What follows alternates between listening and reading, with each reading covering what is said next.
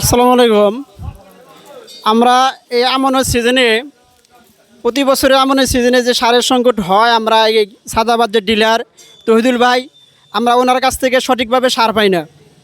আমাদের যে সাদাবাদের যে সারটা যে আসে ওনার ডিলারের যে সার, ওখানে এই এর আগেও করতে মেরে নামাইছে গত বছর, আমরা এবারও উনি সার করতে মেরে নামাইছেন। কিন্তু আমাদের যে সাদাবাদ যে সার উনি ডিলারের সাদাবাসের, আমরা তার কাছে ন্যায্য সারটা পাই না।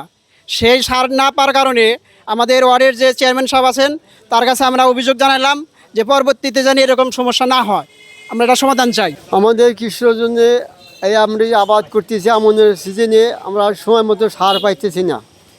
তাই আপনাদের কাছে আবদার জানাই চেয়ারম্যান সাহেবের কাছে, আমরা যদি সামনে সারটা সময় মতো পাই, আমাদের কোনো দিন অসুবিধা না হয়, এটা আমাদের আবেদন।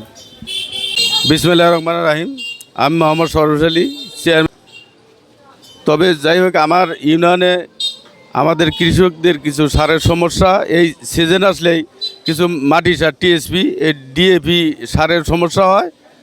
আসলে আমাদের যে ডিলার সাহেব ছিলেন, আমি বিভিন্ন জনসাধারণের কাছে অভিযোগ পেয়েছি যে আসলে সারটি আমাদের সায়দাবাদ নামার কথা, কিন্তু না নামাইয়া সেটা কর্তিমারি গুডাউনে নিয়ে গেছেন।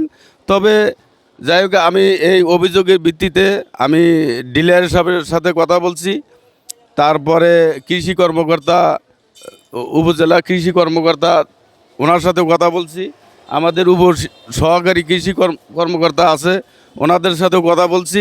তবে ডিলার সাহেব এবং কৃষি কর্মকর্তারা ওনারা আমাকে আশ্বাস দিয়েছেন যে পরবর্তী ডিও যত এই ডিলারে আসবে সেটা এইখানে মজুদ হবে, এবং সাধারণ যারা কৃষক আছে তারা এইখান থেকে ন্যায্য মূল্যে তারা ক্রয় করতে পারবেন।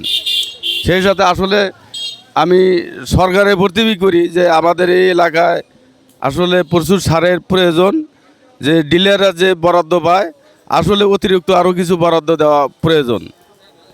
তো সবাই ভালো থাকেন, সুস্থ থাকেন। আসসালামু আলাইকুম।